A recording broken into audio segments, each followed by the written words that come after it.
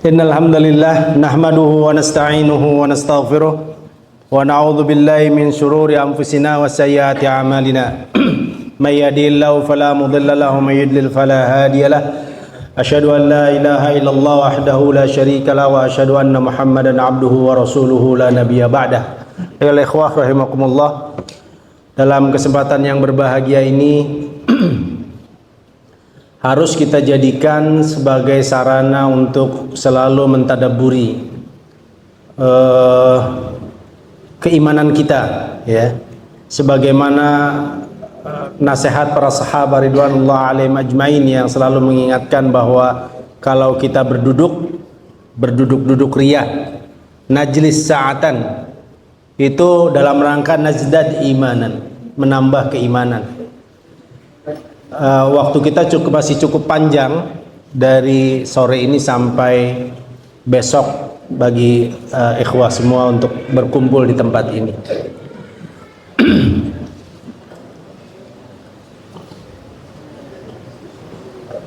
Ada satu kegiatan atau usaha yang pasti secara tabiat insaniyah sangat disukai. Itu terbukti di dalam kehidupan kita, yang bisa kita lihat, yaitu usaha bisnis. Nggak ada manusia yang nggak suka, pasti suka, ya. Dan tak ada tabiat insaniah yang tidak mengejarnya, kecuali yang memang apa istilahnya syahwah bisnisnya melemah. Itu lain lagi, itu pengecualian yang sangat sedikit. Tetapi secara naluri seluruh insan, seluruh manusia Allah ciptakan kecenderungan kepada bisnis itu sangat tinggi dan kuat, sehingga di dalam Al-Quran tidak ada namanya bicara bisnis atau tijarah dalam bahasa Arabnya yang mentargib keuntungan. Ini duniawi, ya, bisnis duniawi, keuntungan nggak ada. Yang ada adalah etika berbisnis. Terus jangan lupa dengan ibadah walaupun berbisnis, gitu ya. Sehingga semua ayat yang berbicara tentang bisnis berkaitan dengan bisnis dunia itu hanyalah batasan-batasan dan aturan-aturan untuk bisnis yang diridhoi oleh Allah Subhanahu wa taala. Tetapi ketika berbicara tentang bisnis surgawi, bisnis surga, bisnis akhirat, bisnis bersama Allah Azza wa Jalla, Allah mentargib keuntungan yang sangat luar biasa. Dari, kalau tidak salah ya, nanti bisa dicek, dikoreksi, dari 9 ayat yang berbicara tentang tijarah, 6 bicara tentang tijarah dunia, 3 bicara tentang tijarah surgawi. 3 berbicara tentang tijarah surgawi. Tijarah itu dalam bahasa Arab artinya semua usaha atau bisnis dalam rangka mencari keuntungan. Ya, itu tijarah. Jadi kata tijarah yang 9 ayat itu, 6 berbicara tentang dunia. Yang tadi sudah saya sebutkan etikanya, jangan sampai melalaikan zikir pada Allah Azza wa Jalla, beribadah pada Allah Azza wa Jalla walaupun antum berbisnis, ya. Sebab logika dan tabiat insania kepada bisnis itu sesuatu yang sangat besar, tinggi. Tidak perlu lagi ditargib untuk mencari keuntungan, tapi dibatasi oleh aturan-aturan yang sangat jelas dan khair. Kita ingin berbicara tentang 3 ayat yang menjelaskan, mentargib tentang tijarah, bisnis yang berkaitan dengan bisnis iman, bisnis surga, bisnis ma'allah, at-tijarah ma'allah. Saya terinspirasi oleh sebuah kisah yang banyak diceritakan oleh para masyayikh dakwah dalam hal ini tentang seorang insinyur di kota Mesir namanya Salah Atiyah Salah atau Salah Atiyah kalau salah. Itu setelah lulus dari S1-nya, kalau nggak salah dia insinyur peternakan, ya. Berbisnis bersama 8 rekannya, jadi 9 orang. dengan dia, Salah Atiyah itu, di sebuah desa di wilayah selatan Mesir. Desa ini terpencil, ya, sampai untuk menempuh perjalanan ke sana pun tidak ada kendaraan umum, ya, tidak ada kendaraan umum, bahkan kereta pun belum sampai ke tempat itu, ya, kereta yang dari 8 rekannya dengan dia 9 menanam saham untuk membuka peternakan di desa tersebut dengan pembagian keuntungan bersama, masing-masing 200 pound Mesir. Itu 200 pound, ya. Mereka menanam saham. Berarti kalau 90%, ini 90% berarti, ya. 90%. Bagi 10%, 10%. Tapi mereka nggak mau, pengennya 100%. Mereka berpikir harus 10 nih, jangan 9 gitu kan. Kalau 9 tanggung istilahnya pembagian sahamnya. Nah, jadi dia mencari orang yang ke-9, yang ke-10 untuk berbagi saham. Udah lama dicari-cari nggak dapat juga. Nggak ada yang mau bisnis seperti dia, yang nekat bahasa kitanya, ya, membuka peternakan di pedesaan yang sangat dalam atau jauh dari perkotaan. Akhirnya Salah Atiyah yang memang seorang yang punya jiwa iman yang cukup dalam dibandingkan teman-temannya, bilang sama teman-temannya, saya menemukan satu syarik baru, investor ya, investor ke-10. Dia bilang, siapa? Allahu Azza wa Jalla. Gimana itu maksudnya? Jadi saham yang mereka tanamkan tetap dibagi 10 jadi 100%. Yang 10-nya sisa itu untuk Allah, untuk infak fisabilillah. Jadi 10% untuk infak fisabilillah. Itulah yang disebut sebagai syarik yang ke-10, investor yang ke-10. Jadi 10%-nya harus dihadiahkan untuk infak fisabilillah, dakwah. Setiap tahun dapat keuntungan 10% itu untuk dakwah. Mulailah bangun sekolah SD, SMP, SMA. Kayak kalau kita gitu, kalau di sana tentu berbeda, tapi SD, SMP, SMA sampai akhirnya cukup membesar. Keuntungan setiap tahun dapat tambah besar, tambah besar, tambah besar. Akhirnya mereka bersepakat untuk menaikkan saham yang ke-10 itu menjadi 50%. Jadi 50%-nya dibagi 9, satu pemiliknya yaitu 50%, yaitu Allah Azza wa Jalla. Infak fisabilillah. Dari situlah, uang itulah yang membuat beliau mampu membangun universitas yang sekarang menjadi Universitas Muallimin dari Al-Azhar. Kalau Al-Azhar kan universitas ininya S1, S2, S3 gitu, ya. Kalau ini dulunya Muallimin, kayak Muallimin, Universitas Muallimin. Itu yang basis awalnya, yaitu Syekh Atiyah Salah. Dari uang infak at-tijarah ma'allah, 50%, akhirnya dibuatlah sampai tingkat universitas. Dari sini banyak kisah yang mentargib setiap kita untuk seorang Salah Atiyah yang hanya lulusan insinyur peternakan, tidak ada kaitan dengan agama, mampu memberikan contoh yang terbaik bagaimana at-tijarah ma'allah benar-benar lantabur, tak akan mungkin membuat rugi dalam kehidupan kita. Kita ingin berbicara 3 ayat ini.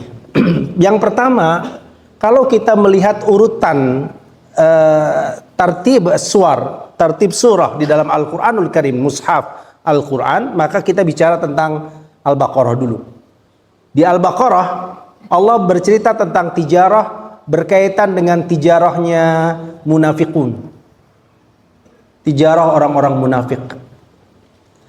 Ulaika alladzina ishtaraw ad-dhalalata bil huda fama rabihat tijaratuhum wa ma kanu muhtadin. Orang-orang yang tidak akan pernah beruntung perdagangannya, memperdagangkan agama dan keimanannya, menjual keyakinannya yang paling terdalam setelah diberi nur yang sangat agung oleh Rasulullah Sallallahu Alaihi Wasallam dari Allah Azza wa Jalla, ya, yang disampaikan kepada mereka. Mereka mendengar dalam hati batinnya, mereka mengatakan ini benar, tetapi jiwa kemunafikannya menyeruak besar, menantang keimanan di dalam jiwanya. Akhirnya kalah dengan realita kemunafikan yang ada di dalam jiwanya. Dijuallah cahaya yang sudah dia dapatkan dengan menukarnya kepada kekufuran. Allah mengatakan ulaikal ladzina ishtarawud dhalalata bil huda fama rabihat tijaratuhum. Saya tertarik dengan satu tafsir tentang ayat ini yang dikemukakan oleh Syekh Ibnu Ashur dalam kitab tafsirnya At-Tahrir wa Tanwir. Saya bacakan supaya dapat faedah yang lebih besar, ya, buat antum semuanya, supaya tidak dari kata-kata saya saja. Kita bacakan, ya. Warribhu, kan di sini katakan pama rabihat tijaratuhum. Tidak akan pernah tijarah mereka itu rabihat, untung, ya. Apa katanya? Warribhu huwa najahut tijarah wa musadafatur raghbah fis sila bi aktsara minal athmanil lati ishtaraha biha tajiru wa yutlaqur ribhu alal malil hasil tajiri zaidan ala ra'si mali. Yang disebut ribah, keuntungan, adalah keberhasilan perdagangan. Ini, ya, pertama artinya keberhasilan perdagangan, ya. Kedua, tercapainya keinginan terhadap barang dagangan dengan harga yang lebih tinggi dari harga yang dia beli. Betul nggak itu? Itu untung, ya, berarti. Atau kata ribah juga digunakan untuk menunjukkan harta yang diperoleh pedagang sebagai tambahan di atas modalnya. Gitu, ya. Itu sudah kita pahami. Tapi beliau mengingatkan ini untuk masuk ke dalam poin intinya. Apa intinya? Sedangkan yang disebut tijarah, perdagangan, itu dengan huruf pertama dikasrahkan, berada pada wazan fi'alah. Karena lulusan ma'had mayoritas, jadi saya nggak malu-malu untuk bilang ini fi'alah, ya, wazan fi'alah. Wazan ini sama seperti kata diayah, ajakan, seruan yang terus menerus dilakukan, riayah, ya. Makna perdagangan adalah melakukan kegiatan membeli barang-barang, betul, ya, dengan tujuan menjualnya kembali pada harga yang lebih tinggi daripada harga pembeliannya. Itu yang dikatakan wa tijarah bi kasri awwalihi ala wazn fi'ala wa hiya zinatud dha'i, wa ma'na tijarah at-tasaddi li ishtira'il asya li qasdi bai'iha bi thamanin aw fara mimma ishtara bihi liyaktasiba min dalikal waf ma yunfihu aw yata'athaluhu. Yang lebih tinggi dari harta pembeliannya agar diperoleh selisih keuntungan yang dapat digunakan. Perhatikan di sini ada dua poin untuk memenuhi kebutuhan hidup. Makanya saya bilang tadi, yang namanya tijarah, bisnis, itu pasti jadi tabiat manusia. Karena untuk memenuhi kebutuhan hidup dia harus berusaha untuk mencari itu, betul, ya? Tetapi ribah bukan hanya untuk memenuhi kebutuhan hidup. Ada unsur yang kedua. Apa itu? Atau disimpan sebagai kekayaan. Dua sisi yang berbeda. Ini sudah pasti, mau tidak mau harus dia berusaha. Tetapi yang kedua, ini jalan tergelincirnya. Seringkali tergelincirnya dari sisi yang kedua, bukan yang pertama. Kebutuhan sudah tertutupi, tapi manusia tidak pernah merasa puas pada apa yang sudah terpenuhi di kebutuhannya. Pasti masuk ke dalam simpanan sebagai kekayaan. yang menyebabkan sering terjerumus dalam tijarah adalah ini. Yang kedua, bukan yang pertama. Kalau yang pertama itu sudah menjadi tabiat dan Allah pasti halalkan, ya. Karena aktivitas itu tidak akan berhasil, ini makanya dikatakan wazannya fi'alah, at-tijarah. Karena aktivitas tijarah, bisnis tidak akan berhasil kecuali dengan ketekunan dan usaha yang terus-menerus diperbaharui. Bisnis kan gitu. Sedikit saja antum meleng dalam bisnis, kerugian akan mengancam di depan. Betul nggak? Ini yang merasakan LBKI katanya. Sampai nyerah juga. Itu kan menandakan kalau sedikit saja meleng ke bawah luntur dengan berbagai aksesoris yang sudah terjadi berhari-hari gitu ya. Untuk itu dibilang dan usaha yang terus-menerus diperbaharui, maka digunakanlah bentuk kata pada wazan tersebut, fi'alah, wazan tijarah. Mengapa katanya tijarah? Enggak ada di dalam Al-Quran itu ittajara, yattajiru atau bahasa. Semuanya at-tijarahnya saja yang digunakan, menandakan tadi usaha yang terus-menerus diperbaharui. Di sini ada hal yang menarik lagi. Disebutkan penafian ar-ribah, keuntungan. Dalam ayat ini, fama rabihat tijaratuhum, merupakan perumpamaan bagi keadaan orang-orang munafik. Masalul munafiqin. Okay. Mereka mengharapkan suatu tujuan dari kemunafikan mereka. Bukankah waktu mereka bermunafik, ya, bermunafik itu kan ada usaha. Yukhadi'unallaha walladzina amanu wa ma yakhda'una illa anfusahum wa ma yash'urun, ya. Wa idza qila lahum aminu kama amanan nas qalu anu'minu kama amana sufaha. Itu usaha semua dalam rangka jawab menjawab, dalam rangka tawar menawar, dalam rangka tukar menukar. Itu kan usaha, ya. Dia bilang gini, mereka mengharapkan suatu tujuan dari kemunafikan mereka, tetapi usaha mereka gagal dan maksud-maksud mereka menjadi sia-sia. Keadaan mereka diserupakan dengan para pedagang yang tidak memperoleh keuntungan dari perdagangan mereka. Nggak ada yang didapatkan oleh orang-orang munafikun. Karena itu tidak perlu memperhatikan adanya modal.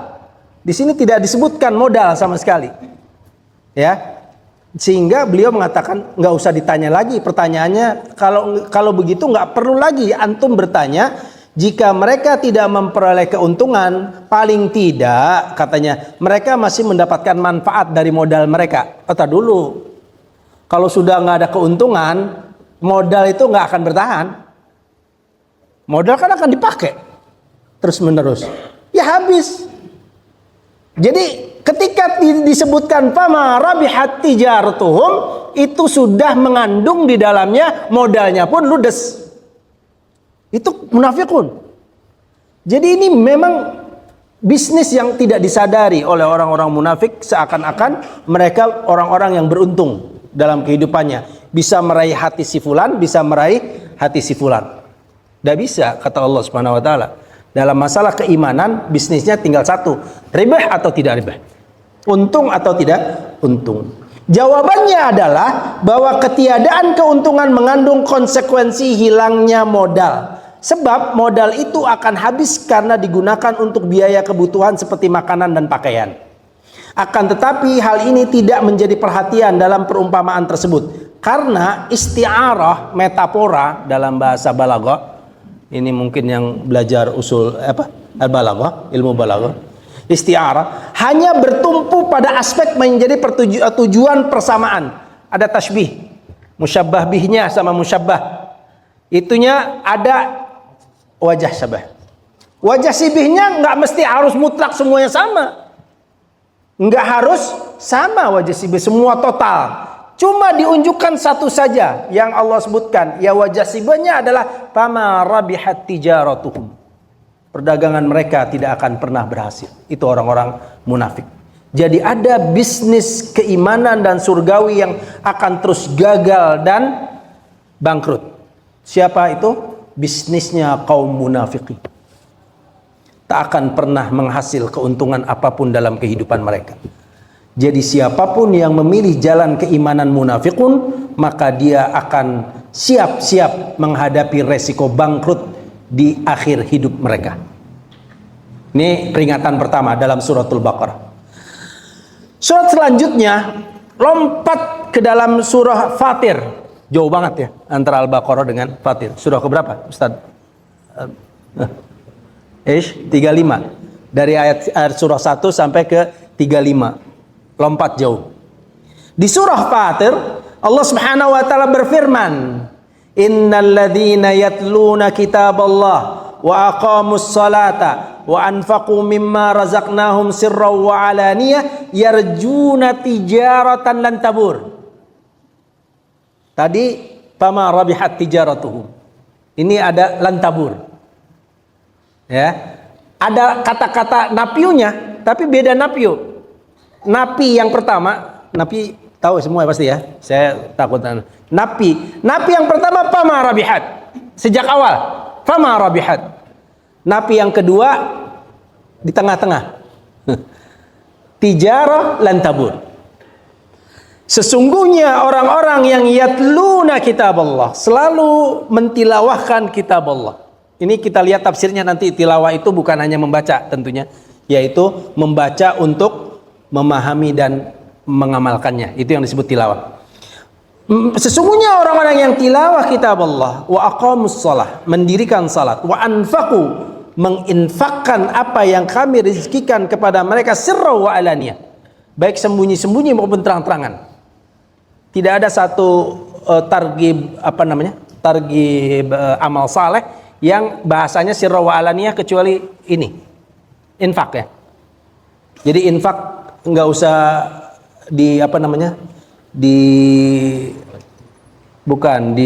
dikorek-korek hati-hati orang.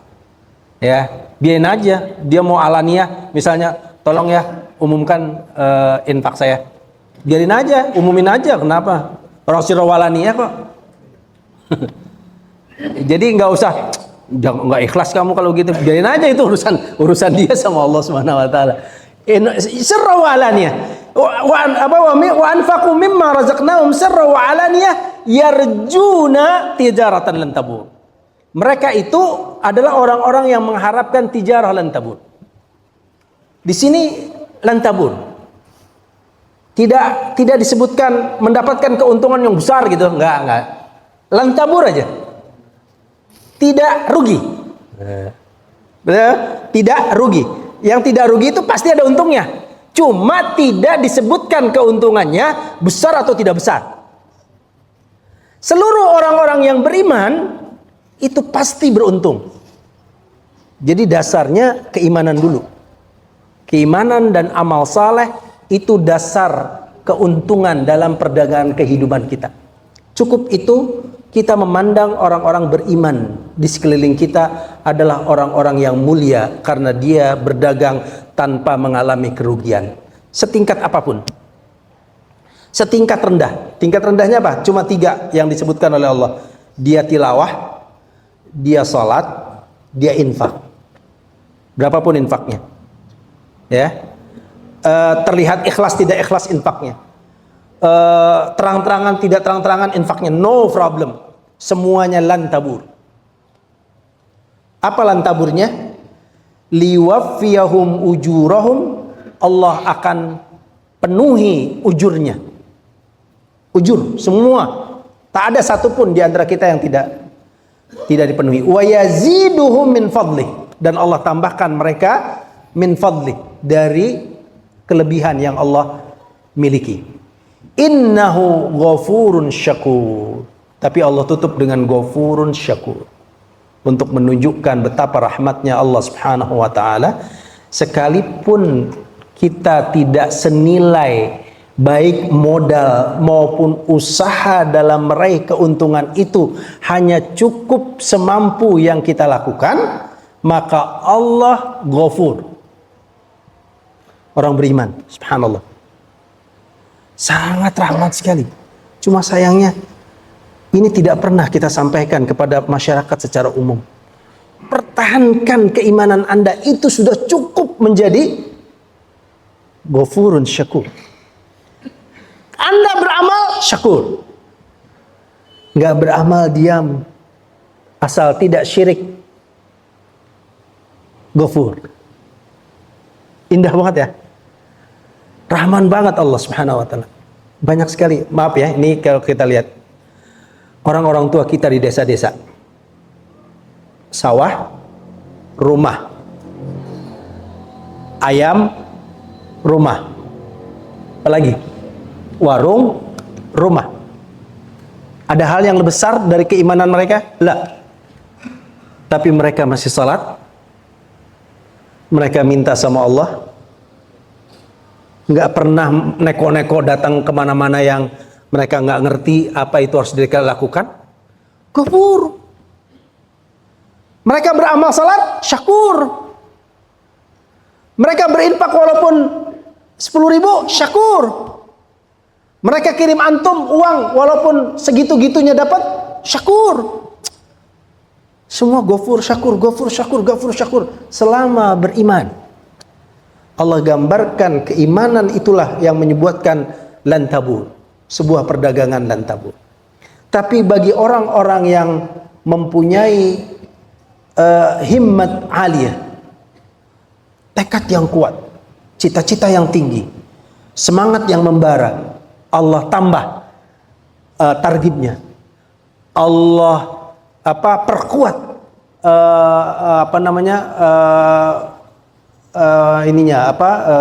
targib lah ya, artinya semangatnya. Dengan apa? Dengan ayat yang terakhir yang ingin saya bacakan. Surah As-Saff. Surahnya pun ditempatkan persis dengan kandungan isinya.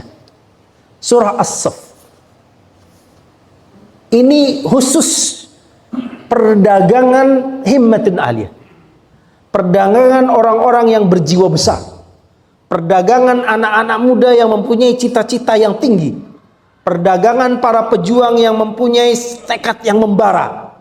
Perdagangan orang-orang saleh yang mempunyai semangat yang sangat luar biasa. Tingkatnya lebih tinggi. Keuntungannya jauh lebih besar. Keuntungannya di dua wilayah. Wilayah dunia, wilayah akhirat. Ribahnya itu luar biasa tanpa diduga-duga. Melewati batas-batas kemanusiaan dia. Melewati ruang-ruang yang dia sedang geluti. Atau melewati batas-batas amal yang dia lakukan. Ini kalau dibaca luar biasa ayat ini. Mari kita baca. A'udzubillahi samil alim minasyaitonir rajim. Diawali oleh sebuah kata yang huwallazi arsala rasulah. Dimulai dengan risalah. Memang beda. Ini sahibur risalah. Kalau tadi biasa, orang-orang biasa, orang-orang iman mukmin biasa. Dalam arti mukmin insaniyah biasa. Semua manusia bisa beriman dengan tahap yang tadi, yang pertama. Tahap yang kedua dimulai dengan huwallazi arsala rasulahu. Kata Allah, dia Allah yang mengutus rasulnya. Dimulai dengan rasulnya. Bil huda, membawa hidayah, wa dinil haq, agama yang benar. Liyudhhirahu 'ala dini kulli. Untuk menjadi penguasa dari seluruh keberagamaan apapun di muka bumi ini. Penguasa yang akan mengatur seluruh kehidupan insan. Penguasa yang akan menuntun semua kebaikan dalam kehidupan manusia. Liyudhhirahu. Dhahir. Zuhur itu kan nonjol di paling atas yang semua kelihatan. Tak ada yang bisa menghalangi dia. Dia berada di puncak dari sebuah ahwal, kondisi. Liyudhhirahu 'ala dini kulli, di atas seluruh ad-din. Ketundukan, kepatuhan, aktivitas, cita-cita, keloyalan, semuanya. Liyudhhirahu 'ala dini kulli walau karihal musyrikun. Sekalipun kaum musyrikin akan membencinya, tidak menyukai. Begitu sebuah situasi. Maka ayat selanjutnya adalah ya ayyuhalladzina amanu. Wah, ini hai orang-orang yang beriman, langsung. Ya, tidak ada lagi innalladzina yatluna kitab, sesungguhnya orang-orang yang bertilawah, tidak. Tapi ya ayyuhalladzina amanu, hai orang-orang yang telah beriman. huwallazi arsala rasulah. Hal adullukum, mau aku tunjukkan kalian. Langsung ya, Allah yang bicara. Hal adullukum, mau tidak aku beritahu kepada kalian, tunjukkan, bukan hanya beritahu. Dalla. Adullukum ala tijaratin tunjikum. Bukan lantabur. Bukan tidak pernah rugi, tapi tunjikum, langsung menyelamatkan kalian min adzabin alim. Ingat nih, ayat ini tidak berdiri sendiri. Ada lanjutannya. Menyelamatkan kalian dari azab yang amat pedih.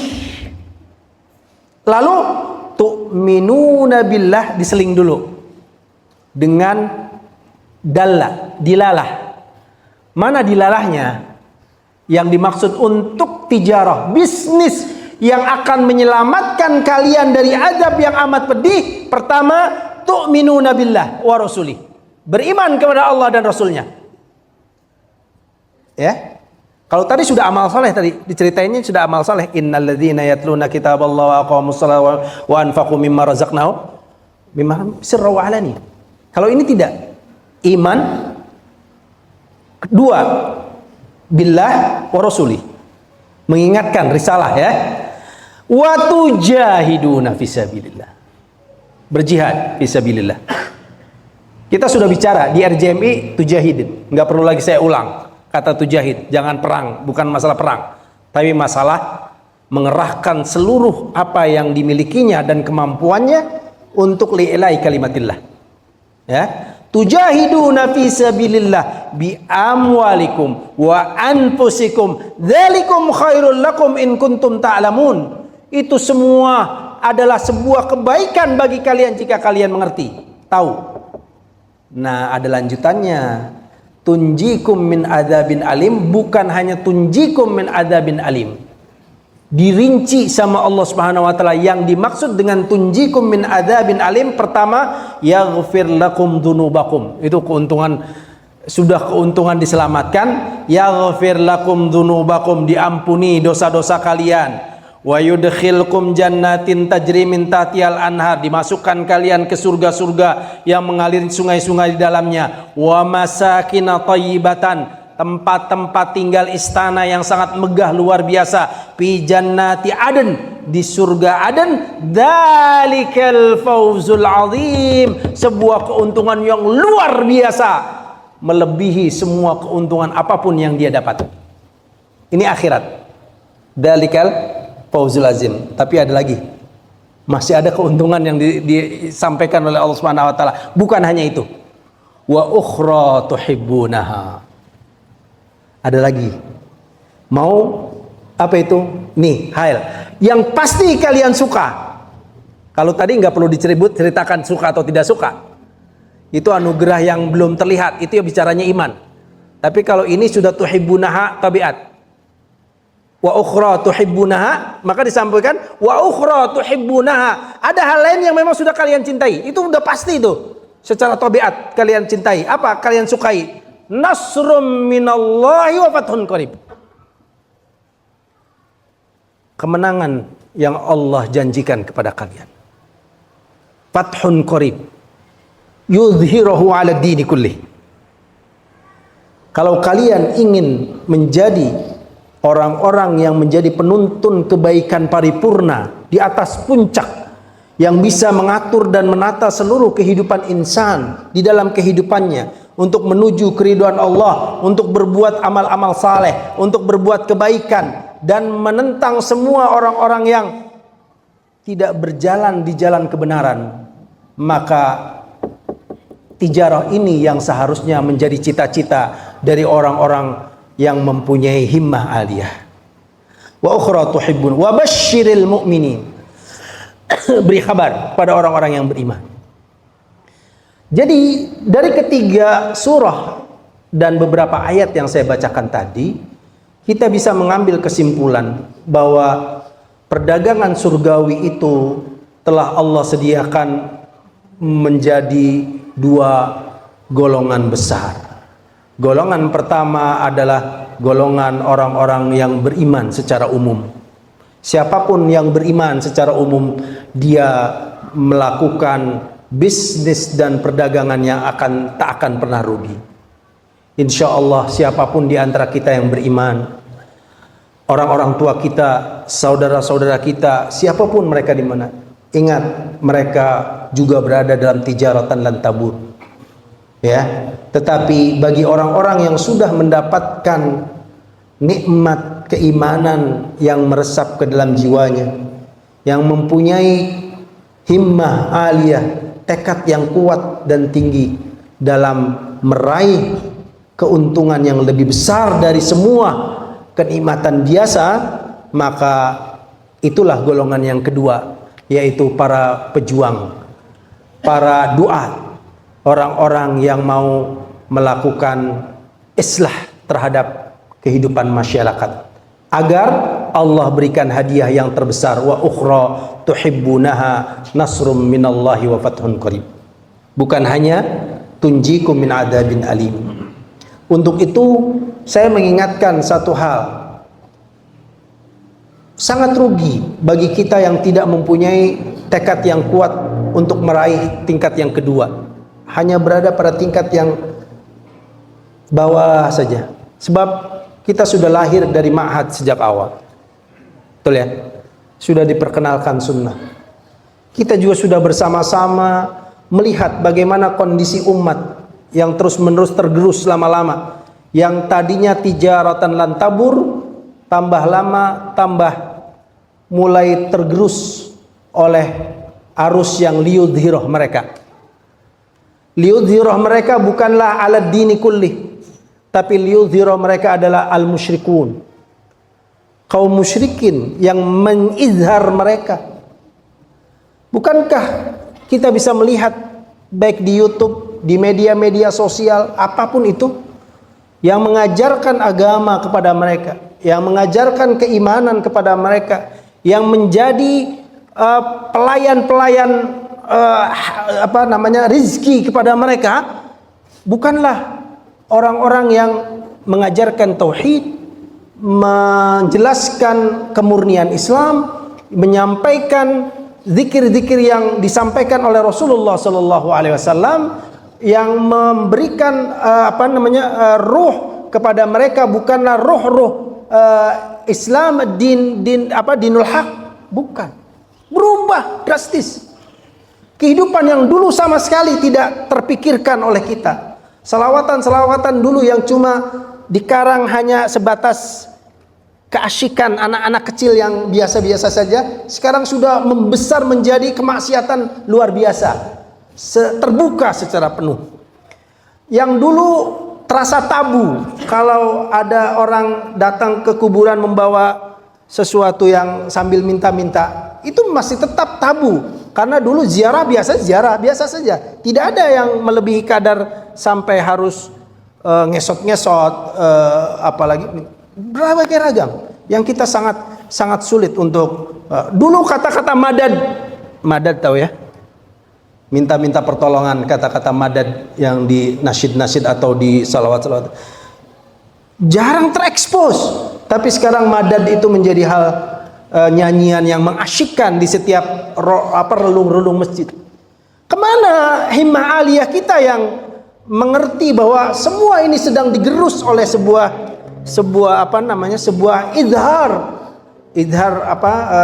dominasi kemusyrikan, kekufuran yang merajalela. Kita sedang asyik dengan dunia kita tadi, tijarah duniawi, tijarah surgawi kita, seakan-akan sudah kita menjadi orang beriman juga, tetapi kita lupa bahwa tambah lama kehidupan kita pun akan tambah tergerus kena guntingan-guntingan dari yang ada.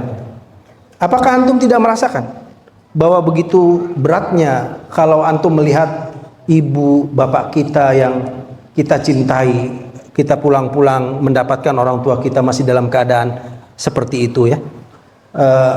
Masih ada yang minta-minta ke kuburan, masih ada yang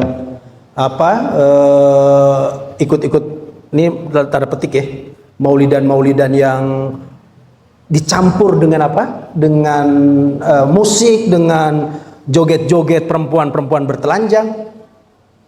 Ini bukan hal yang lumrah. Ini penggerusan terus-menerus terhadap keimanan yang begitu mengerikan. Untuk itu harusnya bagi kita adalah ke arah yang kedua, yaitu kita harus menjadi orang yang nasrum minallah. Kita harus unsurullah, menjadi orang-orang yang ya ayyuhalladzina amanu kunu ansarallah. Ditutup oleh Allah Subhanahu wa taala dengan hai orang-orang yang beriman, jadilah kalian ansarallah. Maka disebut di surah As-Saff. Dari sini di dalam buku kita di BNI ada 3 unsur pokok bagi orang-orang yang berdakwah untuk mencapai derajat ya ayyuhalladzina amanu kunu ansarallah. Siapa yang ingat? 1. Bukan. Ada 3 unsur pokok di dalam kitab BNI, buku BNI yang mengharuskan bahwa seorang yang berdakwah harus memiliki 3 unsur pokok ini. Hah? Lupa? Bingung kan? Yang pertama, saya kasih clue-nya, orang Inggris bilang. Clue-nya apa ya? 1, dia mengajarkan kemurnian. Yang pertama, dakwah kemurnian. Yang kedua, organisasi, terorganisir. Ketiga, kebangkitan. Dakwah yang mengansur 3 inilah yang menjadi unsur-unsur dari surah As-Saff ini. Orang-orang yang mencapai derajat tijarah tunjikum min adabin alim adalah orang-orang yang ikut serta dalam dakwah yang memiliki 3 unsur dakwah ini. Pertama adalah mendakwahkan kemurnian, karena tanpa kemurnian tak akan pernah ada kebangkitan dalam kehidupan umat manusia. Huwallazi arsala rasulahu bil huda. Dia yang sudah memang memberikan itu, al-huda itu kepada rasulnya. Wa dinil haq. Jadi apa yang ada dan dilaksanakan oleh beliau, diterapkan oleh beliau, disampaikan oleh beliau, dituntunkan oleh beliau dengan para sahabatnya di waktu itu sebagai sebuah masyarakat, itulah yang disebut huda. Itulah yang disebut dinil haq. Jadi kalau ada tambahan lain yang masuk, itu adalah pengerus dan perusak atau narkoba dari dinul haq itu sendiri. Tak mungkin bisa bangkit umat manusia dengan selain dinul haq dan huda, hidayah. Yang pertama, jadi kemurnian. Yang kedua, terorganisir. Surah As-Saff, kunu ansarallah. Jadilah kalian ansarallah. Kalau jadi ansarallah, kunu. Kok perintahnya kunu? Jadilah kalian. Bukan kun, bukan biasa saja atau perintah biasa saja, unsuru gitu ya, tidak, kunu, jadilah kalian. Tak mungkin Allah Subhanahu wa taala akan memberikan nasr kecuali kunu, jadi kalian semua diikat oleh satu as-saff bersama, terorganisir. Terorganisir itu tidak berarti bahwa antum semua berada di pusat, ditugaskan oleh pusat, terus digaji, dalam praktik ya, digaji. Bukan itu yang dimaksud, tetapi mengikatkan diri pada satu arus dakwah bersama, seperti gumpalan es yang memutar terus menerus. Bukankah gumpalan es itu ketika dia bergulir, yang samping-sampingnya atau yang dia lewati akan nempel ya, walaupun nempelnya bukan di pusat dalam dari gumpalan itu, gumpalannya itu udah terlalu tebal, dia mungkin berada di pinggiran dari gumpalan itu.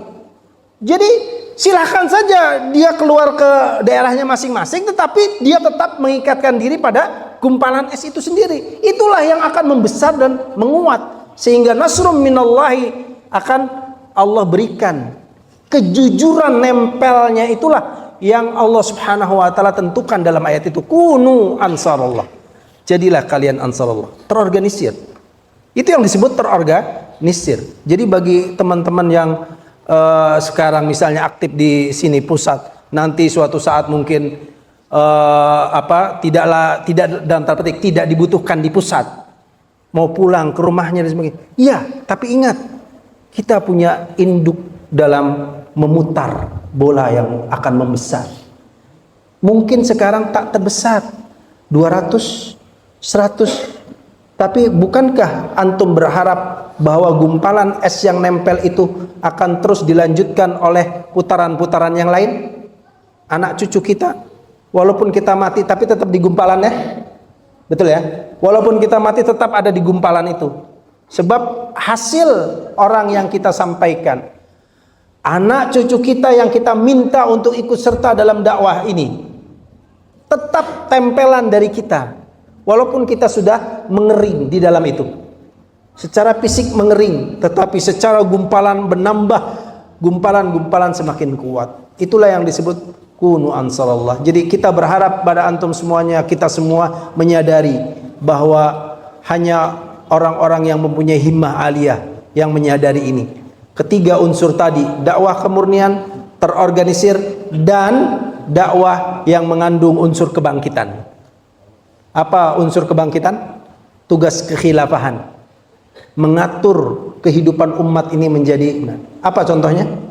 Mendirikan sekolah-sekolah, mendirikan ma'had-ma'had di mana anak-anak akan terdidik di dalamnya dengan ajaran-ajaran yang kemurnian, membuat buku-buku Islami, menyebarkan radio-radio Islam, bahkan mungkin TV-TV Islam nantinya, atau mungkin menyebarkan dai kemana-mana. Banyak sekali. Kalau masing-masing, misalnya contoh saja saya mau sampaikan pada antum, Ustadz A pulang ke rumahnya menjadi tokoh di tengah-tengah umatnya, dia tetap menjadi anggota Hasmi, menjadi induk dari ke Hasmi. Bukankah akan terus membesar? Pelosok-pelosok desa akan mendapatkan poin-poin keislaman yang murni, yang sekarang sangat sepi. Semua orang pengennya menjadi dai tijarah, bukan tijarah dai, tapi dai tijarah, ya. Semuanya ditijarahkan, gitu ya. Sampai-sampai kita mau masuk YouTube pun gara-gara tijarah. Iya betul ya. Minimal kalau dapat 1 juta viewer, dapat juga kan dari YouTube ya. Tujuannya itu, ujung-ujungnya itu, ini mau nyampein kemurnian Islam, himmah aliyah, atau mau dapat dari YouTube? Ya, tijarahnya doa tijarah, bukan tijarah dakwah, bukan mentijarahkan dakwah, tapi dakwah tijarah. Jadi tijarah yang jadi intinya. Untuk itu kita berharap semuanya menyadari besarnya masalah ini. Kunu ansarallah, jadilah kalian agama-agama Allah, penolong agama Allah, pejuang agama Allah. Ya. Poin yang sangat penting. Sejak dulu saya mengingatkan, ini cuma mengingatkan karena saya yakin semua sering baca dan sering mendapatkan tausiah dari para asatid yang lain. Sejak Rasulullah SAW diutus menjadi Rasul, ketika ya ayyuhal muddatsir qum fa'anzir. Kalau Iqra itu kan nubuwah, tapi kalau ya ayyuhal muddatsir adalah risalah, kerasulan. Jadi ketika diangkat menjadi Rasul dengan ayat ya ayyuhal muddatsir, karena risalah itu dakwah. Risalah itu dakwah. Ya ayyuhal muddatsir qum fa'anzir, itu baru risalah. Tapi kalau nubuwah itu cuma khabar minallah, berita dari Allah, wahyu dari Allah Subhanahu wa taala. Itu Iqra. Iqra kan enggak ada perintah untuk menyampaikan, untuk menyebarkan, tapi ya ayyuhal muddatsir qum fa'anzir, sejak awal pertama Rasul mendakwahkan dan tugas kerisalahan itu semuanya nempel, bukan terpencar-pencar. Nggak ada yang terpencar-pencar. Di dalam Islam sejak awal risalahnya begitu. Ini dari segi risalah. Belum kita lihat dari segi tabiat insaniyah. Tabiat insaniyah al-qulub, hati-hati itu akan bersatu dengan yang sejenisnya, betul nggak? Lah burung aja bersama-sama dengan yang sejenis, betul nggak? Bebek sejenis, ayam sejenis. Jarang yang itu syaj atau nadir ya, yang jarang nggak usah disebut. Tapi yang sejenis. Bukankah kita sejak awal sejenis? Kita ingin berjuang kemurnian, sejak awal diajarkan kemurnian, diikut sertakan dakwah dalam kemurnian, diterjunkan ke dalam perjuangan kemurnian. Masakan kesejenisan itu tidak membuat kita rindu untuk selalu berada pada gelombang yang sama, terbang yang sama, apalagi alur yang sama. Harusnya kerinduan itu harus tetap tertanam dalam jiwa kita untuk terus bergerak di alam yang sama. Yang paling pokok adalah ketiga tadi. Kita harus tetap mempertahankan 3 unsur dakwah tadi. Unsur kemurnian, unsur organisasi, dan unsur kebangkitan. Ya, dakwah bukan hanya ceramah. Dakwah bukan hanya tabligh, tapi dakwah adalah membentuk kekhilafahan. Kekhilafahan dalam arti ini, pengaturan dan penataan kehidupan insan. Ada banyak sekolah, banyak. Tapi manakah sekolah yang mendidikkan kemurnian? Di situ yang menjadi perhatian kita. Kita khalifah yang harus menyediakan sarana dan prasarana pendidikan kemurnian. Betul Pak? Ada dunia media banyak, medsos banyak. Tapi mana medsos yang kemurnian? Kita pun harus siap menyediakan medsos kemurnian. Adakah pakaian-pakaian kemurnian di tahun-tahun 90-an? Pakaian-pakaian jilbab bercadar, jilbab yang panjang dan sebagainya banyak merebak. Sekarang udah jilbabnya jilbab artis. Yang merebak jilbab artis. Itu kan pertarungan yang tiada henti, nggak mungkin berhenti sampai kita mati. Pertarungan itu tetap terjadi. Untuk kesadaran yang besar inilah saya ingin mengajarkan bahwa perdagangan surgawi itu mengharuskan unsur-unsur yang sangat berat, karena dia memang tingkat spesial, high class. Dalam kehidupan kita semuanya masing-masing punya kelas, ya. Kita naik pesawat ada kelasnya, betul ya. Sekolah juga ada kelasnya sekarang, betul nggak? Kelas paket umum harganya mungkin berapa? Masuk 200.000 gitu. Harga paket high class milih sakan. Saya lihat di beberapa sekolah ada milih sakan kan? Kalau sakannya kelas 5 juta. Betul Pak? Ada itu, dan itu dianggap lumrah. Bahkan banyak peminat, antum bayangkan. Sampai ada yang inden 5 tahun. Logis nggak? Ya begitu fakta, nggak bisa kita tolak. Masing-masing ada kelas. Yang paling tinggi kelasnya akan mengeluarkan tenaga dan biaya yang tinggi. Jadi tinggal mau milih kelas mana bisnis kita. Mau kelas bisnis high class, para konglomerat yang akan menjadi konglomerat besar di mana? Di surga Aden. Makanya saya baca di tafsirnya, Jannatu Aden itu, Jannatu Aden ini kelas eksekutif. Pernah dengar tafsirnya nggak di Ibnu Katsir? Jannatu Aden itu adalah istananya surga, tempat Allah mengundang orang-orang eksekutif setiap Jumat. Jadi di surga ada eksekutif, kelas eksekutif. Jannatu Aden itu di tengah-tengah dari semua perkotaan dan istana surga di sekelilingnya. Kayak kita kampung-kampung dan desa-desa. Tapi di sini adalah Aden, tengah itu.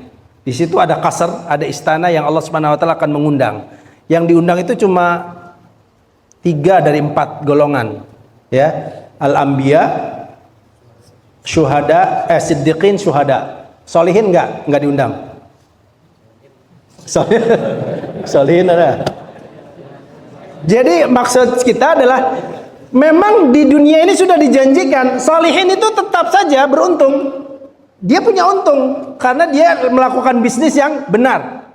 Tetapi tingkatnya yang berbeda.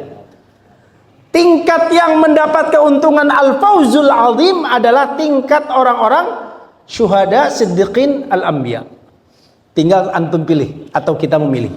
Mau tingkat solihin, no problem. Kita bilang tadi, itu bagian dari persaudaraan kita yang sangat agung. Karena tijarah lan tabur. tetapi tijarah tunjikum min adzabin alim, yang yaghfir lakum dunubakum wa yudkhilkum jannatin tajri min tahtihal anhar fi jannati adn wa masakina thayyibah fi jannati adn. Ini beda, ini level khusus, yaitu level para pejuang. Ya, level para pejuang, syuhada, siddiqun, al-anbiya. Syuhada adalah level terbawah dari pejuang. Syuhada adalah level terbawah dari pejuang. Sedangkan siddiqun adalah level pertengahan, mendekati tinggi dibandingkan para syuhada. Karena dia mendekati dengan Rasul sallallahu alaihi wasallam. Seandainya Rasul itu dibolehkan untuk semua manusia, maka siddiqin adalah menempati Rasul gitu ya. Tetapi Rasul kan terbatas, hanya yang Allah berikan wahyu kepada dia dan maksum dia dari semua hal yang dilakukan melanggar itu. Ini saja yang ingin Anda sampaikan, mudah-mudahan memberikan kesadaran buat kita sekalian. Pertahankan himmah itu, jangan sampai redup gitu ya. Yang kedua, sadari bahwa keberadaan kita ini sedang berada di dalam sebuah tijarah tunjikum. Ingat, tijarah tadi membutuhkan usaha dan pengawasan terus-menerus, tiada henti menilik bahwa ini keuntungan besar luar biasa ya, yang saya sampaikan kemarin di teman-teman RJMI ya. Kan enggak semuanya, mungkin para asatidz, kebanyakan nggak tahu saya dapatnya kok para asatidz yang gede gini. Padahal para asatidz ini udah kayaknya palanya udah penuh, nggak perlu saya ini kan lagi gitu ya. Itu masalah apa? Masalah yang sangat luar biasa, harusnya menjadi perhatian kita. Tijarah ini, tijarah yang tunjikum min adzabin alim, sebuah perdagangan yang menyelamatkan kita dari adzabun alim, yang tak akan pernah merugikan kita. Jadi harus kita kejar, kita harus pertahankan, kita harus kembangkan, kita harus sadari bahwa kita tak akan mungkin mau menjual harga yang mahal ini ya. Ini barang dagangan yang sangat mahal, yang kalau kita jual kita akan merugi, seperti kaum munafikun ya. Munafikun itu tidak mesti awalnya tumbuh langsung kebencian kepada Islam, bukan, belum tentu. Dimulai dari amal, nifak amali. Kalau dia berjanji diingkari ya, kalau dia berkata sering bohong, itu langkah-langkah mulai tumbuh sifat-sifat nifak sampai semuanya terpenuhi, mulai menyerumak ke dalam ini rasa kegelisahan terhadap Islam. Di sini mulai kegelisahan, benar apa enggak ya Islam itu ya? Sampai-sampai ada yang meragukan, dakwah dia benar apa enggak sih? Kok kayaknya bertentangan terus dengan masyarakat? Mulai itu. Itu tumbuhnya bukan langsung. Nggak mungkin di antara kita yang sudah belajar bertahun-tahun dan sudah bergelut di dalam dunia dakwah, yang namanya langsung benci. Ngapain dakwah sunnah itu nggak beres itu dakwah? Nggak mungkin. Tapi mulainya dari apa? Dari langkah tadi. Langkah sedikit-sedikit mulai malas berinteraksi dengan dakwah kemurnian ini, mulai mundur sedikit demi sedikit ke meninggalkan dakwah ini. Nanti ujungnya lahir sifat nifak dalam jiwa yang i'tiqadi. Ini yang sangat berat. Ini yang kita khawatirkan. Nggak ada yang bisa menjamin di antara kita satupun yang tidak akan terkena kejahatan itu. Tak ada satupun. Bahkan para sahabat ridwanullah alaihim ajmain al-kibar, ar-rijalul kibar, tokoh-tokoh yang sangat besar, agung, masih takut yang samanya nifak, munafik. Betul ya? Nifak. Dimulai dari langkah-langkah kecil. Jadi perbaiki setiap saat ada unsur-unsur yang ke arah situ, gunting cepat-cepat, ya, kikis. Nggak usah melihat samping kanan kiri. Yang dilihat adalah 3 unsur tadi. 3 unsur yang diajarkan kemurnian atau bukan, terorganisir atau tidak, dan mendakwahkan kebangkitan sejati atau tidak. Ya. Kekhilafahan menjalankan tugas kekhilafahan atau tidak. Kekhilafahan berarti menyediakan semua sarana kemurnian Islam buat masyarakat menjalaninya. Ya. masjid-masjid yang dibangun, madrasah-madrasah yang dibangun, sarana-sarana komunikasi yang dibangun, apalagi menyediakan para dai-dai di mana-mana, apalagi menyediakan sarana-sarana kebutuhan fardu kifayah buat Islam. Itu yang harus jadi perhatian kita. Selama kerjanya di 3 poin itu, tanamkan kekuatan kita untuk selalu berada di arus ikhwah seperti itu. Jika tidak, maka wallahu musta'an, mudah-mudahan Allah selamatkan kita dari penyakit nifak yang akan muncul di kemudian hari, dan Allah tutup kehidupan kita dengan husnul khatimah, menjadi ansarullah, para pejuang-pejuang Allah Subhanahu wa taala. Sampai di sini. Subhanakallahumma bihamdika asyhadu an la ilaha illa anta astaghfiruka wa atubu ilaik. Assalamualaikum warahmatullahi wabarakatuh. Hasmi, sebuah gerakan kebangkitan.